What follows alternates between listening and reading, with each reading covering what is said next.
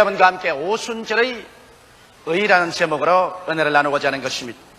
오순절이라는 것은 50일이라는 뜻인 것입니다. 그럼 50일이란 뭐냐? 이는 이스라엘 백성들이 애굽에서 6월절날 나와서 그래서 그때로부터 계산해서 50일을 계산하여 시내산에서 하나님의 율법을 받은 것과 처음으로 보리농사를 거두어서 땅에서 난 식량을 먹은 것을 기념하기 위해서 축제를 드린 것이 바로 오순절일 것입니다. 이러므로 오순절이란 바로 6월절부터 계산해서 50일 만에 가지는 추수감사제, 또 모세가 시내산에서 율법을 받은 것을 기념하는 제사인 것입니다. 이는 아주 깊은 의미가 있는 것입니다. 구약의 모든 상징은 신약 성경에 일어날 일을 그림으로 보여준 것입니다. 6월절날 죄악의 애굽 가운데 살고 있는 하나님 백성을 구출하기 위해서 예수님께서 6월절 어린 양의 제물이 되어 십자가에 못 박혀 죽으신 것입니다. 그래서 6월절날 예수님이 십자가에 못 박혀 돌아가신 그날로부터 계산해서 50일 만에 오순절이 다가오는 것입니다. 오순절 날이 이름에 예수님 제자들 120명이 마가 요한의 다락방에 모여서 벌써 열흘 동안 열심으로 기도를 하고 있었는데 그날 갑자기 하늘에서 강한 바람 같은 소리가 나며 불의 쇠같이 갈라지는 것이 각 사람 머리 위에 임하여 있더니 그게 아닌 모든 사람들이 성령의 충만함을 받고 성령이 말하게 하심을 쫓아 다른 방언으로 말하기 시작하셨습니다. 그로부터 시작해서 그리스도의 복음은 폭발이 일어나기 시작한 것입니다.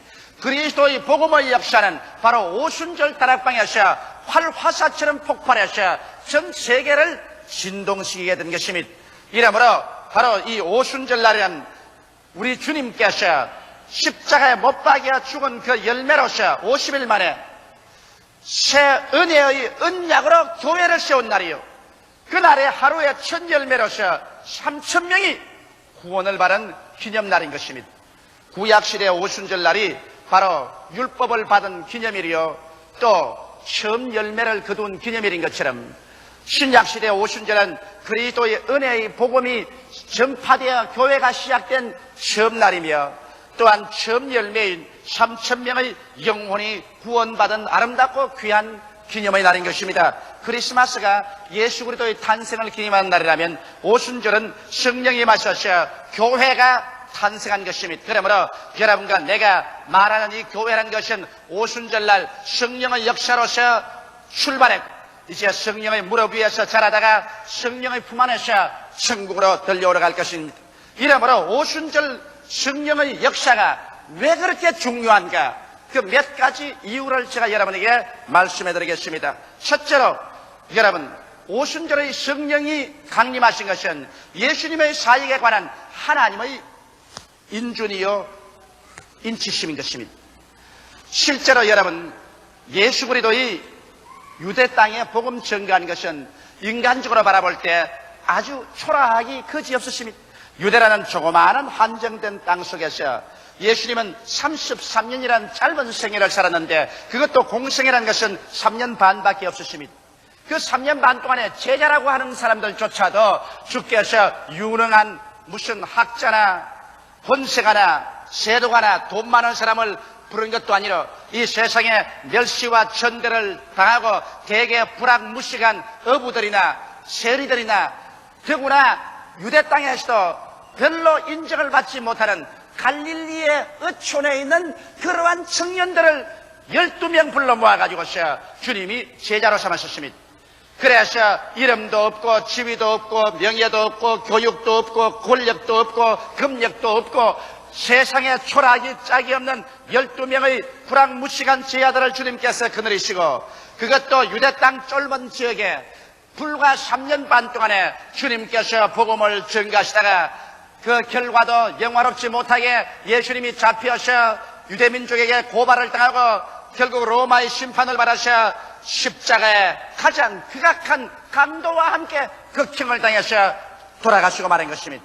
그리고 장사일에 버리고 난 다음에 하루 이틀 동안은 열흘이 지나고 20일이 지나고 30일, 40일, 50일이 지난 동안에 예수 그리스도의 사건은 벌써 사람들의 기억 속에 가물가물 거의 다 사라져버리고, 소위 예수님을 따라다니던 제자들은 모두 다 혼비백산에서 뿔뿔이 흩어졌다가 비로소 마가 요한의 다락방에 모여서 숨어서 한 열흘 동안 기도회를 한 것에 불과한 것입니다. 이러므로 만일 실제로 예수 그리스도의 사역을 하나님께서 하늘에서 성령을 보내셔서 도장을 쳐주지 않으셨더라면 그리스도의 사역이란 역사상에 지극히 적은한 사건으로 일어났다가 사라져버릴 수밖에 없는 그러한 일에 불과합니다. 여러분, 어떻게 해야 나사렛에서 태어나신 어른이 갈릴리의 불황무시간 이 세상에 천대와 멸시받는 12사람들이고 3년 반 지나다가 처참하게 십자가에 못 박여 죽어버리고 50일 날 만에 소식이 다 끊어지고 그 이름조차 기억 속에 사라져버릴 그러한 처지에 있는 이와 같은 역사가 오늘날 20세기에 와서는 세계 10억의 인구들의 가슴 속에 소망의 불길을 넣어주고, 그리고 온 세계 만방에 하나님의 영광을 나타내게 된 일이 있을까요? 이것은 여러분 하나님의 성령의 역사 아니고는 있을 수가 없습니다.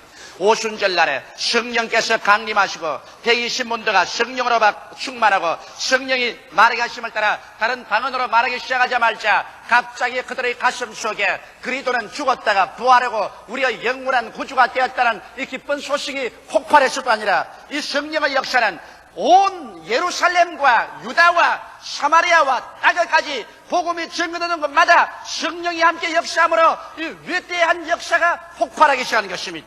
사도행전 2장 32절로 33절에 베드로는 군중들 앞에 서서 말하기를 이 예수를 하나님이 살리신지라 우리가 다 이 일의 증인이로다. 하나님이 오른손으로 예수를 높이시며 그가 약속하신 성령을 아버지께 받아서 너희 보고 듣는 이것을 부어주시느니라고 외쳤던 것입니다. 그래서 이 불가항력적인 성령의 역사가 나타난 것입니다. 아무리 로마의 관원들이 막아도 성령의 역사를 막을 수가 없습니다. 유대인들이 아무리 제자들을 잡아서 두들기고 감옥에 집어넣어도 성령을 두들기거나 감옥에 집어넣을 수가 없어서 성령의 폭발을 막을 수가 없었습니다. 성령의 역사는 마치 홍수처럼 예수님은 죽었다가 부활했다는 계시를 사람들이 가지고 왔었습니다. 전에까지 예수에 대해서 들어보지도 못하고 알지도 못하는 사람들이 예수란 말씀을 듣자마자 그들의 가슴 속에 성령의 감화와 감동으로 말미암아 그들은 예수가 하나님 아들이며 우리 죄를 위하여 십자가에서 못 박여 죽었다가 부활했다는 이와 같은 진리가 홍수처럼 휘몰아쳐 깨달아지게 되는 것입니다. 이래서 사람으로서 감당할 수가 없습니다. 유시간자나 무시간자나 남녀노소 빈부 귀천 민족 국경 차별이 없이 예수의 복음이 증가되는 곳마다 성령의 역사는 마치 거대한 태풍처럼 불어와서 사람들을 그 속에 사무쳐 그리스도의 부활의 계시를 받게 만들어준 것입니다. 이러기 때문에 성령의 역사가 일어난 것은 예수 그리스도 사건이 하나님의 사건이요 예수 그리스도의 사건이 메시아적 사건이요 인류 구원의 사건이라는 이 사실을 하나님께서 인치신 것입니다. 만일 오순절 성령의 역사가 없었더라면 우리 주 예수 그리스도의 구원의 복음이라는 것은 있을 수가 없습니다.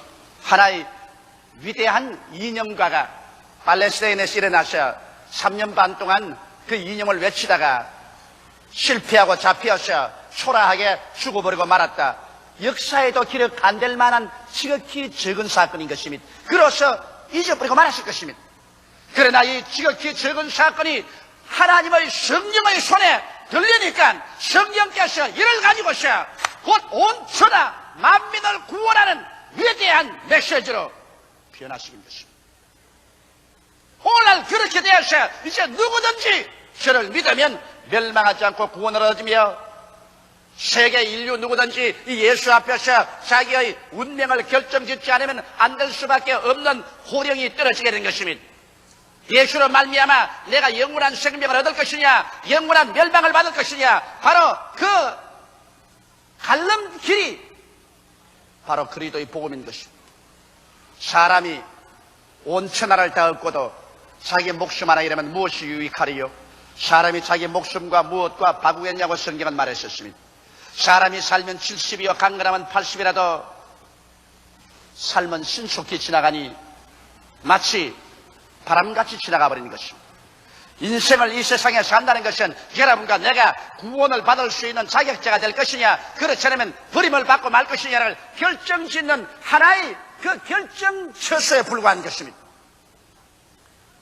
우리의 죽고 사는 문제가 이제 바로 이 한 나사렛 사건인 예수 그리스도, 이 예수 그리스도께서 십자가에 죽었다가 부활하신 이 사건으로 말미암아 결정되는 것입니다. 여러분께서 이 세상에 아무리 부귀영화 공명을 다 누리고 살았다고 할지라도 이 나사렛 예수에 대해서 올바른 결정을 내리지 못하면 여러분은 차라리 이 세상에서 안 태어난 것보다 더 못한 비극적인 심판을 받게 될 것입니다.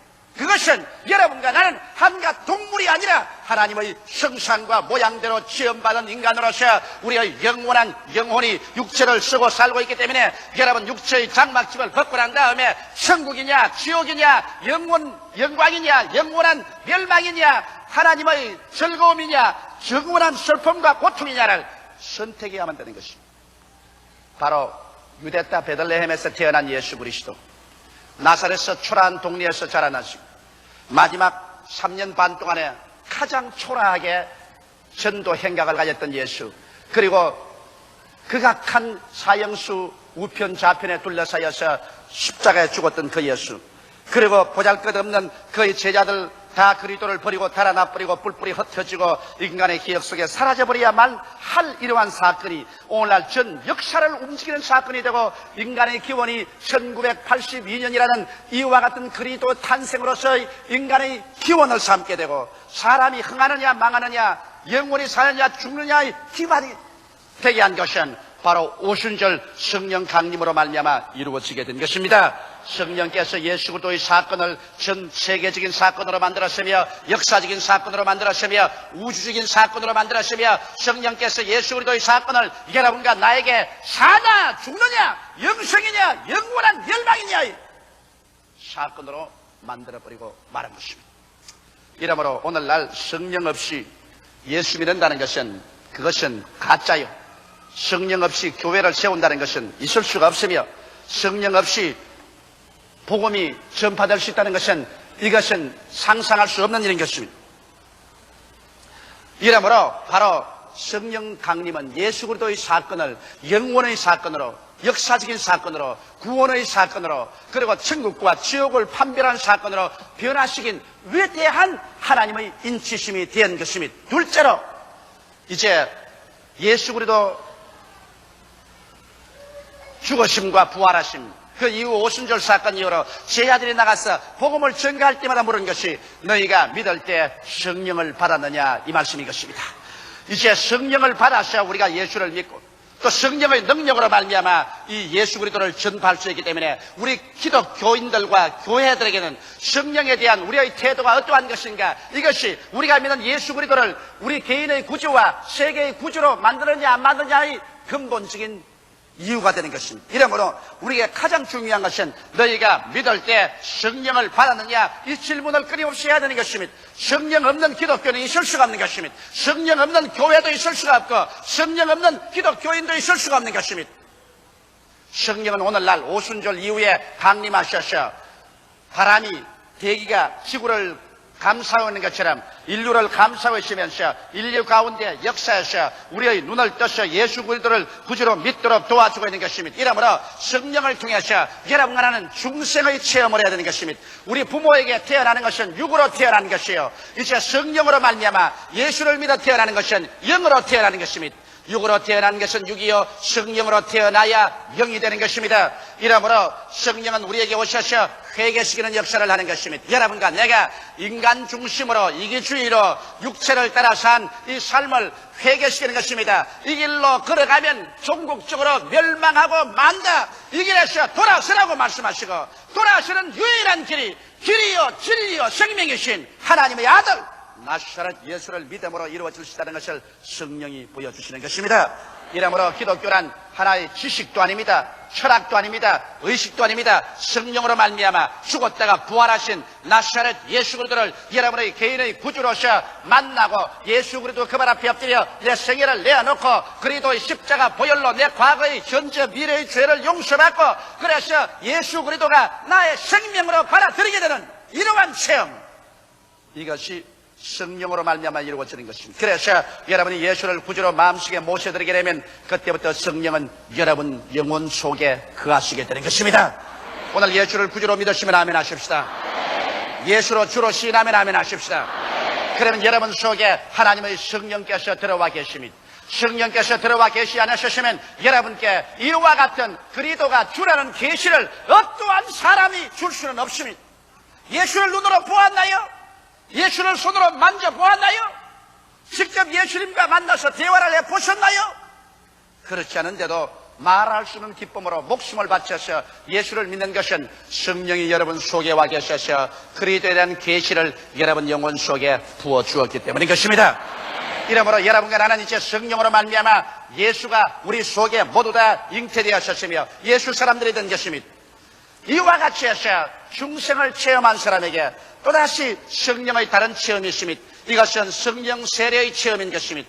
성령 충만의 체험인 것입니다. 우리가 성령의 능력으로 예수를 구주로 믿은 것은 중생의 체험이고 중생한 사람에게는 이제는 주의 사업을 권세와 능력으로 행할 수 있도록 성령의 능력이 임하는 것입니다. 우리가 구원의 영이신 성령을 능력의 영으로 다시 체험하게 되면 사도 행정적 체험을 하게 되는 것입니다. 오순절 다락방에 구원받은 120문도에게 성령의 불이 임한 것처럼 사마리아에서 빌립이 복음을 전가하여 이미 중생에서 물로 세례받은 사람들에게 베드로와 요한이 안수함에 성령의 세례, 성령의 능력이 임하신 것처럼 고넬료의 가정에 베드로가 설교할 때 그들에게 성령이 임하심으로 저들이 하나님을 높이며 방언으로 기도하게 된 이런 기적. 에베소 교회 바울이 물로 세례 베풀고 난 다음 안수하며 성령이 임하심으로 방언도 하고 예언도 하니 모두 12사람쯤 되더라는 이와 같은 역사, 성령의 충만한 역사가 여러분 우리 가운데 일어나면 우리가 권능을 얻게 되는 것입니다. 예수를 구주로 믿으면 우리가 중생의 체험을 하고 그 다음 성령의 충만한 세례 받으면 우리에게 권능이 따라오는 것입니다. 우리에게 기도의 권능, 믿음의 권능, 말씀 증거의 권능, 신앙생활의 권능이 따라오기 시작하는 것입니다. 그래서 신앙의 뜨거운 능력, 뜨거운 헌신, 뜨거운 전도열이 다가올 뿐 아니라 성령 충만한 세례 받고 나면 성령의 은사가 나타납니다. 계시의 연사로 저는 하나님께로부터 지혜의 말씀의 연사, 지식의 말씀의 연사, 영분별의 연사가 나타나고 발성의 연사라는 방언 통역의 연사, 예언의 연사가 나타나고 능력의 연사로는 믿음의 연사, 기적의 연사, 신유의 연사가 나타나고 그다음 성령으로 말미암아 섬기는 은사가 나타나고 가르치는 은사, 구원이하는 은사, 구제하는 은사, 다스리는 은사, 긍휼을 베푸는 은사, 이와 같은 은사들이 여러분의 생애 속에 나타나게 되는 것입니다. 이러므로 성령의 그 주시는 은사를 이제서 인간의 힘으로 하지 않고 성령의 능력으로 우리가 하나님을 섬길 때 우리의 행하는 곳마다 하나님의 기사와 이적과 하나님의 은총이 나타나게 되는 것입니다. 셋째로 이 성령의 역사로 말미암아 우리의 생활 속에 성령의 열매 맺는 삶이 이루어지는 것입니다. 우리 예수 믿는 사람이 안 믿는 사람보다 무엇이 달라도 달라야만 되는 것입니다. 예수 믿는다고 해서 종교적인 열심만 잔뜩 가지고 있지 이 세상 사람과 도덕적으로 윤리적으로 생활면에서 조금 더 나은 것이 없다면 어떻게 하여 예수 믿는다고 말하겠습니까? 빛과 어두움이 같을 수가 있습니까? 우리가 과거에는 어두움이더니 이제는 그리스도 안에서 빛이 되었는데 어찌 빛과 어두움이 같을 수가 있겠습니까? 이러므로 우리 예수 믿는 사람들, 성령으로 충만한 많은 사람들은 우리의 생애 속에 이제 성령의 열매 맺기 위해서 우리가 기도하고 성령의 열매가 나타나야 되는 것입니다. 우리의 속에 사랑의 역사, 희락의 역사, 화평의 역사가 나타나야 되고 오래 참음의 역사, 자비, 양선과 충성스러운 마음, 온유한 마음, 절제하는 마음 같은 인격적인 변화가 다가와야만 되는 것입니다. 입술로 아무리 주여 주여 하고 돌아다니도 그들의 생애 속에 아무런 인격적인 변화가 일어나지 않냐고 종교적인 열심만 가지고 있으면 이것은 열광주의자요, 이러한 사람들이 바로 미신적으로 믿는 사람인 것입니다. 기독교의 신앙이란 내가 예수를 구주로 믿고 난 다음에 성령이 임하심으로 말미암아 심각한 인격의 기본 바탕에서 변화가 다가오는 것입니다. 음란하고 방탕하고 술 취하고 거짓말하고 도둑질하는 사람들이 이 음란과 방탕과 술 취함과 도둑질을 버리게 될 것이요, 성내고 자기 마누라를 때리며 자식들을 구박하며 자기의 생활 속에 무절제한 사람들이 온유하고 겸비한 사람이 되고 착하고 착실한 사람으로 변화되는 역사가 다가와야 이것이 정말 성령 받은 사람의 모습인 것입니다. 인격적인 변화가 다가오지 아니하고 종교만 가지고서 그다가 고함만 치고 신앙적인 열심만 겉으로 보이고 인격적인 내적인 열매가 없으면 이는 주께서 열매 없는 무성한 잎사귀만 가진 무화과 나무를 저주해버린 것처럼 그러한 신앙은 주님께로부터 이미 저주받은 신앙인 것입니다. 그 열매를 보고 그 나무를 알지라고 했는데 여러분과 나의 참된 신앙은 우리의 생활 속에 열매가 있어야 되는 것입니다. 예수님께서 말씀하기를 너희는 세상의 소금이라 너희는 세상의 빛이라고 하는 것입니다. 여러분께서 가정에서 빛이 되어야 될 것이요, 여러분의 직장에서 여러분의 사업장에서 다른 사람에게 빛이 되어야 될 것이요, 여러분이 일어서가는 곳마다 소금이 되어야 되는 것입니다. 소금이란 썩어져가는 것을 깨끗하게 썩지 않게 보존해 주는 것이 소금이 아니겠습니까? 오늘날 우리 한국 강천에는 950만의 신자가 있는데 만일 950만의 신자가 모두 다 자기 가정에서 직장에서 자기의 생활처소에서 여러분 빛이 되고 소금이 되었더라면 우리 한국에 오늘날 이와 같은 사회적인 어려운 문제가 다가올 리가 있겠습니까? 한국 사회의 혼란과 고통은 기독교회의 실패요, 기독교인들의 실패인 것입니다. 만일 우리 기독교인 950만이 여러분 빛과 소금이 되었더라면 우리 한국 강선의 어두움이 어디 다가올겠으며 어디에 부패와 썩어짐이 다가올 수가 있겠습니까?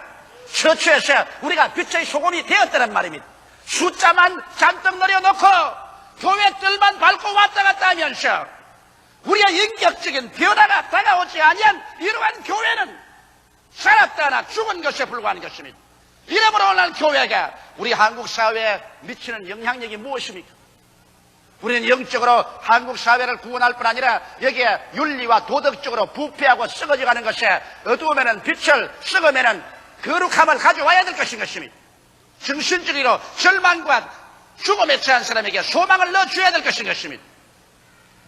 지금이야말로 우리 교회가 하나님께로부터 양적으로 팽창한 축복을 받았은즉 이제는 진실로 질적으로 성장해서 인격적인 변화를 가져와서 빛과 소금의 역할을 하고 나가야 됩니다. 예수님께서는 제자들에게 말씀하기를 가는 곳마다 회개하라, 천국이 가까워 왔다고 귀신을 쫓아내라고 한 것입니다. 여러분, 귀신이라는 것은 바로 우리 사회를 도적질하고 죽이고 멸망시키는 모든 흑암과 부패의 원산입니다. 그러므로 오늘 예수님이라는 사람은 가는 곳마다 어느 곳에 들어가든지 사회 구석구석에서 귀신을 내어 쫓아야만 되는 것입니다. 바로 귀신이 거짓말하는 곳이 귀신의 역사예요. 음란하고 부패하고 도적질하고 파괴를 가져오는 것이 이거 다 비정상적인 거 아니겠습니까? 이게 하나님의 역사가 아니지 않습니까? 성경에 귀신을 쫓아내라는 것은 오늘날 모든 부조리를 추방하라는 것입니다.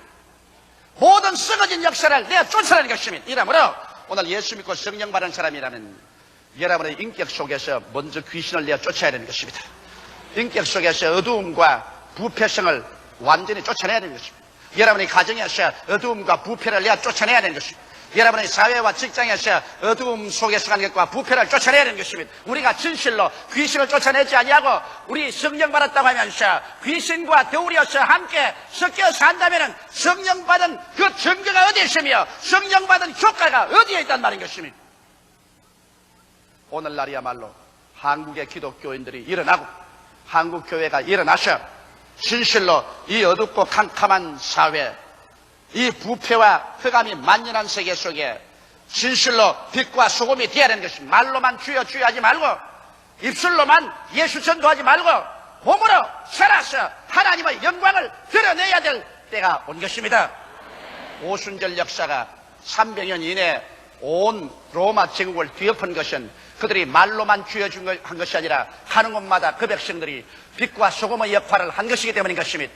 오늘 한국의 소망은 하나님밖에 없습니다.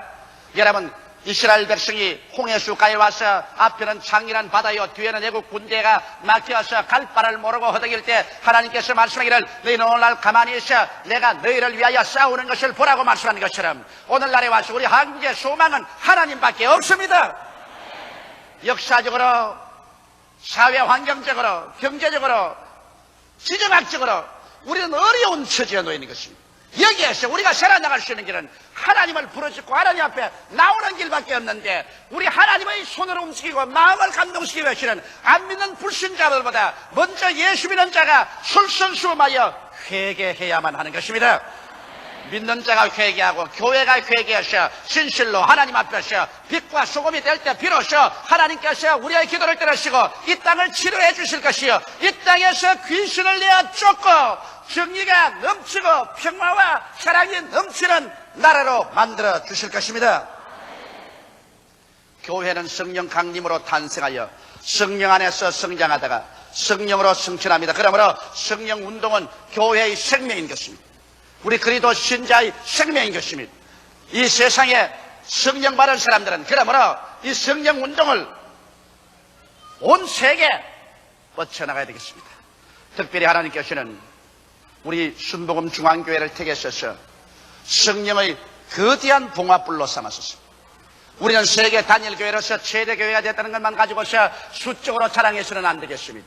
우리 모든 성도들에게 우리는 오늘 이 시간에 다시 한번 물어봐야 될 것입니다. 너희는 믿을 때 성령을 받았느냐? 오늘 이 시간에 여러분은 성령을 받으셨습니까? 여러분이 성령에 충만합니까? 여러분 속에 성령의 은사가 나타나고 있습니까? 여러분의 인격적인 변화를 가져오는 성령의 열매를 맺고 있습니까? 진실로 여러분 한 사람 한 사람이 성령으로 말미암아 빛이 되고 소금이 되는 그러한 삶을 살고 있습니까? 진실로 여러분의 생활 속에 귀신들을 내어 쫓아버리고 그래서 부조리와 무질서와 부패와 파괴를 제하고 빛과 소금의 역할을 하고 있습니까? 우리 순복음 중앙교회가 이 일을 하고 일어날 때 우리 한국 강산과 세계 이 교회가 있어야 될 이유가 확립되는 것입니다. 우리 다 같이 예수께 기도드리겠습니다. 살아계신 우리 하나님 아버지, 오늘은 2000년 전 오순절 다락방에 성령께서 강림하신 날을 기념하는 오순절 강림절입니다. 우리 아버지, 우리 순복음 중앙교회는 진실로 성령운동으로 출발했고 성령운동 안에서 자라고 있습니다. 하나님 아버지여, 우리가 양쪽으로만 팽창한 것을 자랑하지 말고 우리 교회가 주의 종으로부터 시작해서 당회 장로님, 권사님, 안수 집사님, 서리 집사님, 조장, 구역장 23만 성도 전체가 진실로 위대한 인격적인 변화를 받은 성령 충만한 성도들이 되게 하여 주시옵소서. 외형적인 열심만 가지지 말고 사랑과 희락과 화평, 오래 참음, 자비, 양성, 충신, 온유, 절대 같은 인격적인 변화가 가져오고 사회 환경적인 변화를 가져오는 빛과 소금이 되게 하여 주시옵소서. 그래서 진실로 처처에 모든 마귀를 다 쫓아내어버리고 성령으로 넘치는 믿음, 소망, 사랑의 사회와 국가를 만드는 우리 성도들이 되게 도와 주시옵소서. 우리 순복음 중앙교회를 말미암아 먼저 950만 성도가 다 입술로만 주여 주여 하지 말고 행동으로 변화되고 진실로 십자가를 걸머쥐고 조국과 민족을 위해서 기도하고 사회를 개혁하고 변혁시키는 이와 같은 빛과 소금이 되게 하여 주시옵소서. 예수님 이름 받들어 기도드리옵나이다. 아멘.